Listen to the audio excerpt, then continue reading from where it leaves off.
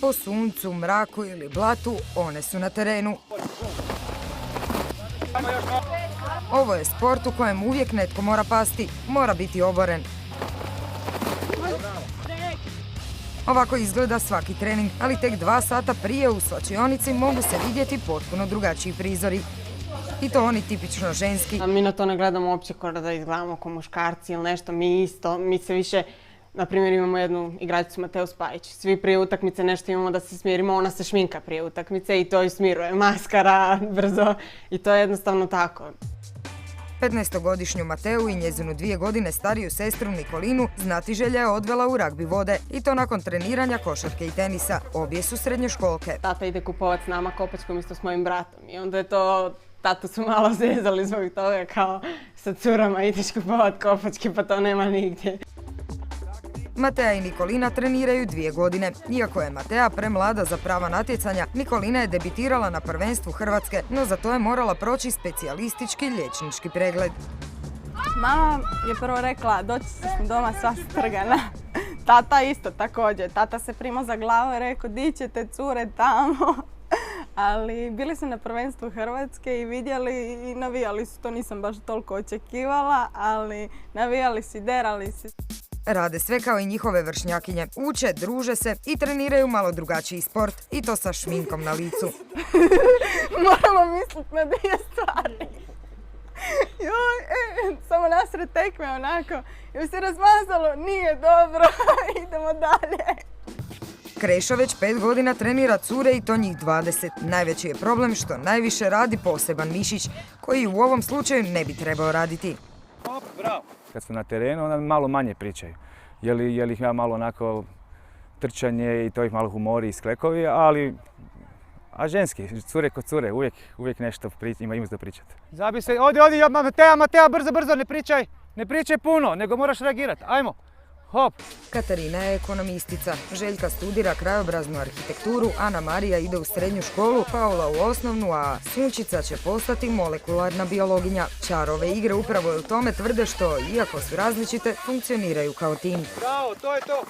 Znam da će, ako mene neko obori, ako mi nešto bude, da će moji su igrači biti za mene, obraniti me, dakle, povjerenje se razvija. Svaka igračica ima svoju poziciju i to prema konstituciji i spretnosti. Tu nijedna, ne izgleda baš tako muško-banjasto ili preko 90 kila ili da se vuči ili da je troma ili da ne znam kako hoda, u biti evo, stvarno. Zato što je za ragbi svaka konstitucija nađe svoju poziciju. Ovo je sport u kojem je trčanje disciplina u kojem moraš biti dobar. Imamo i 2 inačice ragbija, ragbi 15, gdje ima 15 protiv 15 i cure koje igraju ragbi 7 protiv 7 na istom velikom terenu. I taj sport je uvršten u olimpijski sport, znači da se 2016. godine u Riju će se održati, znači bit će normalan sport koji svaki drugi. O ragbiju se malo zna pa su i pravila igre mnogima još uvijek nedokučiva.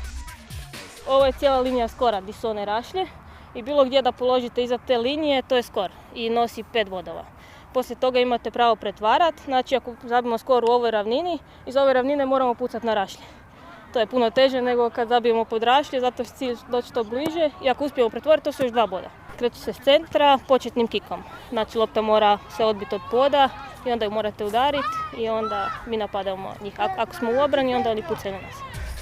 I da, lopta je posve drugačija nego na koju je većina nas navikla. Baš taj njezin oblik pruža da ta lopta može letiti čak 10-20 metara kad se zarotira. A i super je, naprimjer može se kikati s nogom naprijed i nikad ne znate kuda će pasti.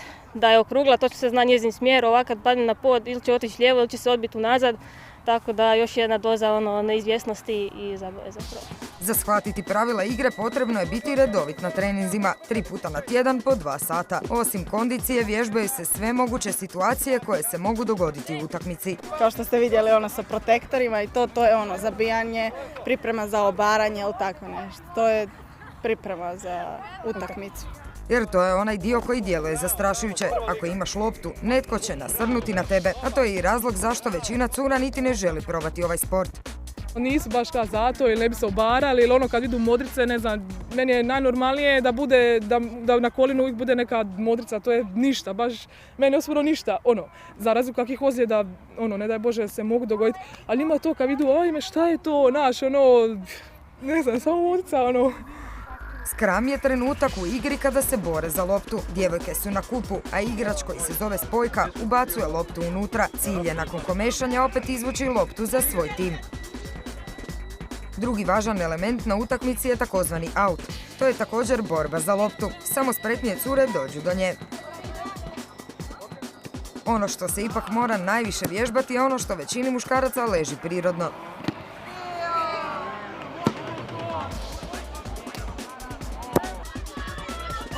U Hrvatskoj postoje tek 3 ženska ragbi kluba. Prvi je nastao u Zagrebu prije 13 godina. Izmijenilo se mnogo djevojaka, ali ne zbog grube igre. Zbog faksa, pa onda poslije se udaju djeca i tako, pa onda zbog toga. Najveći je razlog taj, a inače bi one igrale taj ragbi dokle mogu. I Eleonora je morala odustati od ragbija, i to zbog trudnoće, no već nakon par mjeseci bila je natrag na terenu. Znam se dići u 5 ujutro, pa skuham Viktoru posebno klopu. Kad mama mi dođe, tako da ona može mu dati klopat. Ja radim do 4, ja dođem pokupim stvari u principu i trčim na trening.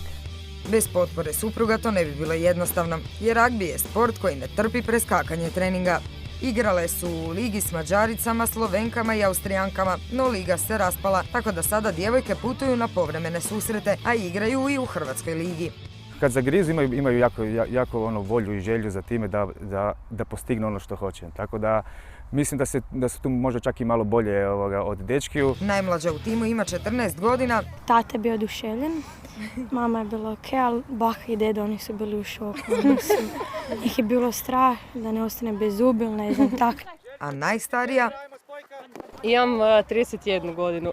Bilo to još cura, ali su nešto morale odustati i slično zbog naravno obaveza koje nas stišću, tako da eto, ja sad držim tu titulu. Godine nisu prepreka, ni visina, ni kilaža. Bitna je samo volja, usprkos predrasudama, najčešće muškaraca. Misle da mi nismo sposobne za to. Kao vidi nas curice male igraju ragbi. A male curice itekako mogu biti borbene i sposobne. Bez predaje, po suncu, blatu i snijegu. Ko smo mi? Mala!